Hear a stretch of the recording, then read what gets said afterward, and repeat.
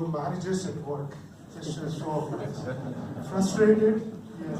So I have a solution for you guys.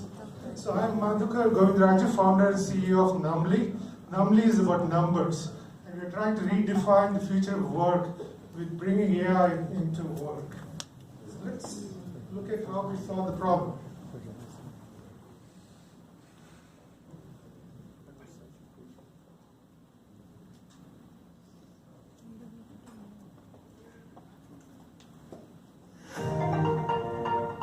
Workplaces today are facing a tremendous challenge in employee engagement due to poor caring and mentoring support by managers.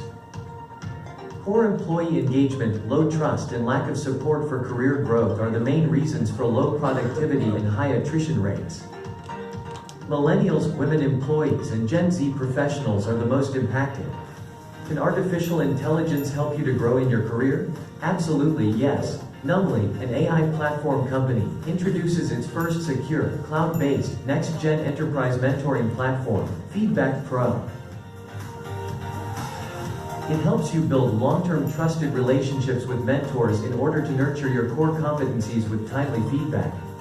Feedback Pro's AI-enabled nudges and recommendations guide you on your professional journey as you gather continuous, structured, and actionable feedback. Feedback Pro lets you build your own nexus with your colleagues in your extended LinkedIn network.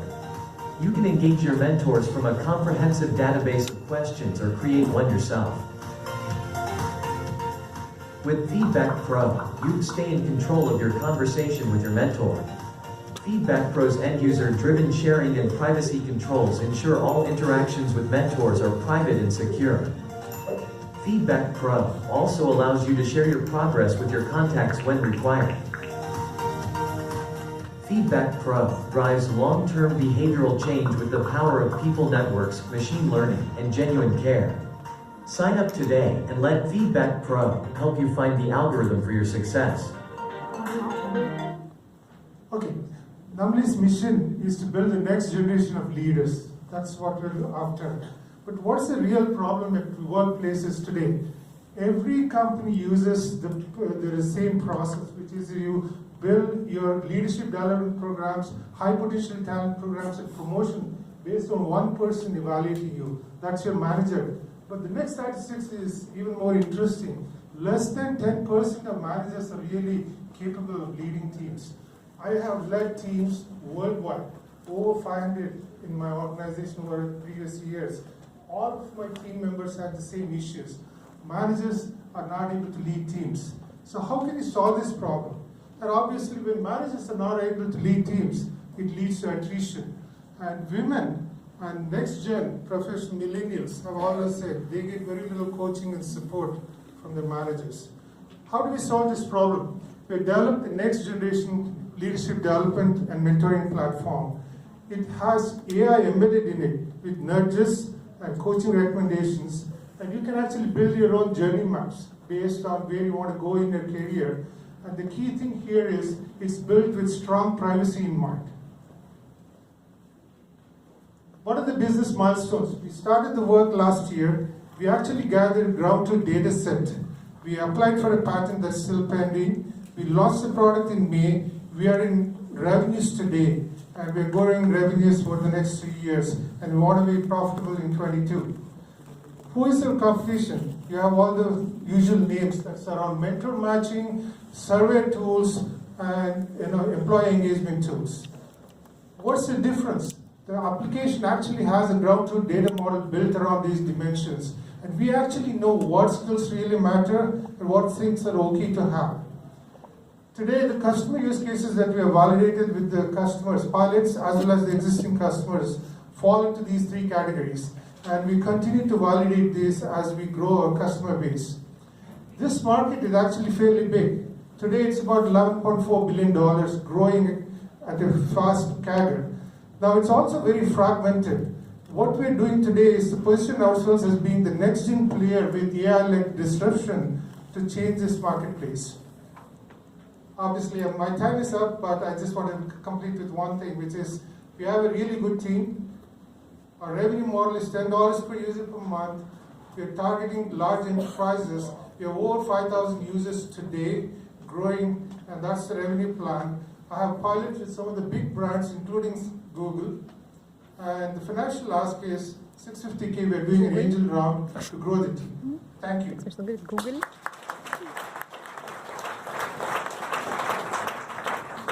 Interesting. You see you have 5,000 users today. Sorry. How many users you have right now? Right now, 3,800. 3,800. How much revenue you have? Revenue is about, we just started, MVP was in May. We are under 50K right now. We're targeting 80K annual recurring revenues this year. What is your cost works like at the end of this year? Monthly cost. The cost is $10 per user per month. Cost for the company, run the company. Burn rate. It's not burn anymore at the end of the I'm not year. able to hear you. What's the cost of the entire company at the end of the year? Per month. Customers. Per month. Expense. Burn rate, you know, burn rate.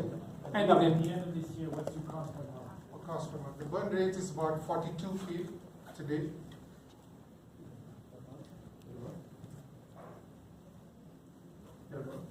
And I have a team both here and also in India. I'm expanding in China. So, who are you pilots with? Sorry. Which companies are you pilots with? Most recently, I was at VMware. We were an acquisition. So, right now, you have customers and pilots? Yes. Which companies?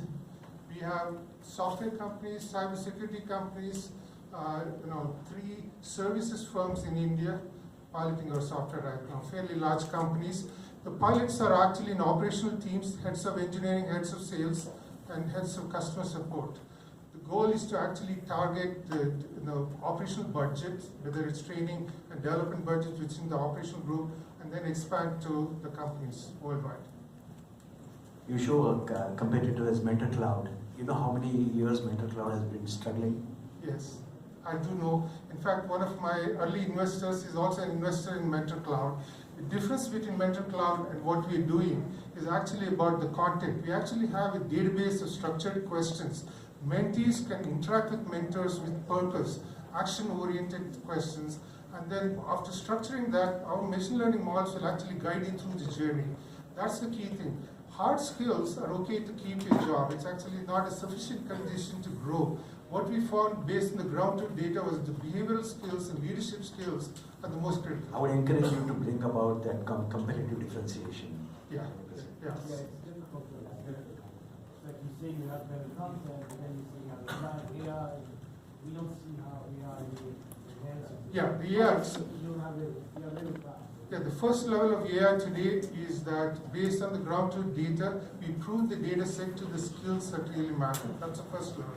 Second level is companies today spend money without visibility into the ROI and training budgets. So what we want to do is protect the privacy of the end user, give them analytics on specific skills. A company like VMware, for example, if we were able to find out that communication or team building or, yeah. So,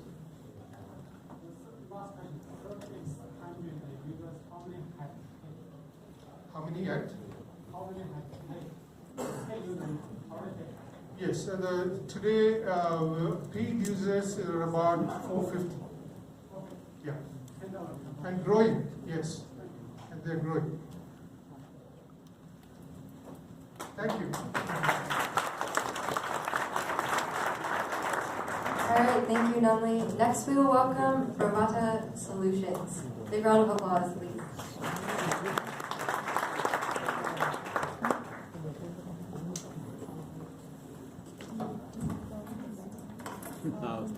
Same thing.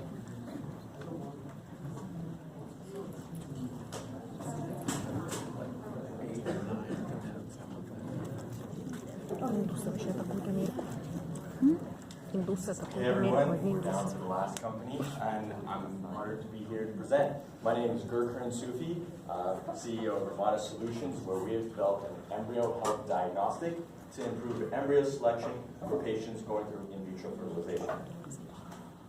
Now, today in the United States, 1 in 8 couples will seek some sort of infertility treatment. And of the 2.9 million couples who require IVF, only about 100K are able to go through the process annually. And the main reason for this is that IVF costs approximately $15,000 per cycle. However, the cost for success is about $50,000. And what this results in is about a 70% failure rate. And as you can see from this graph above, that the growth rate for IVF is actually showing the average age of first-time mothers shifting to the right for the first time since 1980 to 2016. So that's the blue and the red. Now, the challenges with embryo selection is our opportunity. Currently, the way that embryos are analyzed is an embryologist will look at a population of eggs, or embryos, about 20, and then sort them into 3 groups, fair, poor, and good. And from this, you cannot determine what is the healthiest embryo. And furthermore, if you only transplanted the good embryos, you would still get 50% failure rate. So something's unknown here. What ravatasolutions uses is electrical impedance spectroscopy to characterize the electrophysiology of embryos. What this means is that we can characterize objectively what is the structural inconsistency and the metabolic differences between those eggs in the good range. This is some initial data that we had from a few months back. The current data we're keeping a little bit confidential. Now, the competitive landscape is us. There's pre-implantation genetic screening, which is a destructive test, as well as time-lapse incubation, which is also only a visual diagnostic. We are faster and we can go through more embryos per IVF clinic. Furthermore, we provide more data to the embryologists. Our business model is a consumables model, so they would purchase 1 console, and the single-use chips would be used 1 per patient. The margins are very good, 72.3%. Now, these are currently being manufactured for about $30 without medical device clearance. Now, to be able to go into the clinical space, we'd have to overcome the FDA hurdle. However, before that, we have initial markets in the disease mouse model and the mouse IVF markets where we've had success. This was our initial flagship model, the Ravata Individual Zygote Electroporator, and a demo of it is here. Oh, well, now it's on the floor. Here is, this system is able to genetically engineer mice for medical research. It has a 95% success rate in health and also has generated over $50K in revenue from alpha pilots. We've worked with local medical facilities as well. We've gone ahead and signed up with an LOI, one of the largest mouse IVF producers, signing an LOI of over 100K ARR, annually recurring revenue. Furthermore, we worked with the NIH to genetically engineer 300 lines of mice. We've processed over 12,000 embryos in that experience and have produced over 1,000 units with ISO 13485. Now, our FDA strategy is to embark as a Class 2 device under Site 884.615. Furthermore, our estimation for the FDA is to go 12 to 18 months, estimated cost about 1.5. And furthermore, all of our IP is controlled and assigned by ravatasolutions, patenting done by Morrison Forestry. Our team is comprised of myself as CEO, my CTO and co-founder, Dr. Yusha Bey, head of research, Sean Chen, our hardware engineer and device engineer, Nathan Ellis, Dr. Nathan Ellis, as well as Cheyenne Arrington, our head of marketing. Furthermore, we're advised by Marty Goldberg of Talos Bio, a point-of-care medical diagnostics company, CEO of 3Scan, Todd Huffman, Dr. Ernest Serenge of Cal IVF, where we'll be doing our clinical trials, as well as Kent Lord of UC Davis Mouse Biology and Len Panaccio of Lawrence Berkeley. Now, we are looking currently for a $1.5 million seed round at a $6 million valuation, and this is to get us through the summer of next year and into 2021 going through our clinical trials. That's it for our presentation. If you guys have any questions, please.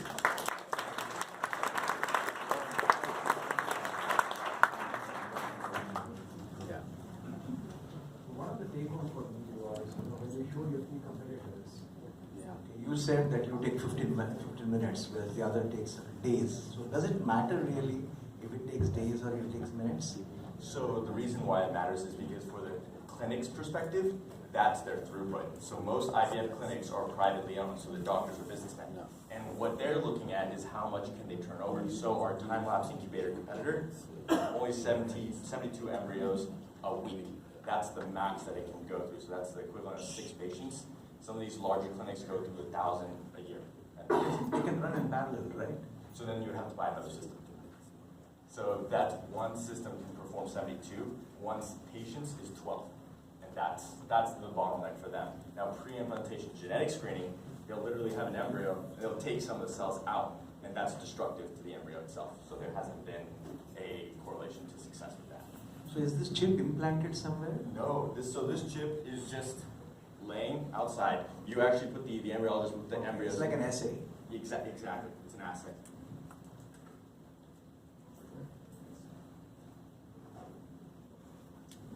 How are the results in terms of, you showed a chart, which obviously none of us understood, but what are the actual numbers in terms of your results versus your competitor? So what our results have been able to do currently is improve our gene editing application, and that's where this technology came from, to improve how effectively we can insert Cas9. However, what we were seeing was that the sensing capability could actually determine differences, and that's how we've gone and taken it down another product path. So from 50% to where, like you said, 50% for traditional methodologies, where the good.